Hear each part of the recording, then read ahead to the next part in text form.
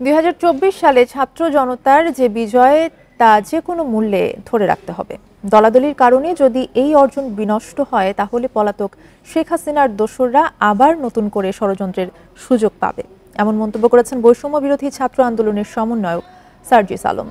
সোমবার বিকেলে Rangpur public library মাঠে এক মত বিনিময় সভায় তিনি আরও বলেন, ২০২৪ সালে দ্বিতীয় স্বাধীনতা আমরা পেয়েছি, এই স্বাধীনতা হারিয়ে ফেললে তার অর্জন সম্ভব হবে না। এদিকে রাজশাহীতে সমন্বয়ক মাহিন সরকার ছাত্র জনতার গণ অভ্যুত্থানে আহতদের চিকিৎসার সর্বাত্মক সহযোগিতার দাবি জানান। অন্যদিকে বৈষম্য বিরোধী ছাত্র আন্দোলনের কেন্দ্রীয় সমন্বয়কদের সাথে সাতক্ষীরা জেলা প্রশাসন সহ সুশীল সমাজের মত বিনিময় সভা অনুষ্ঠিত হয়।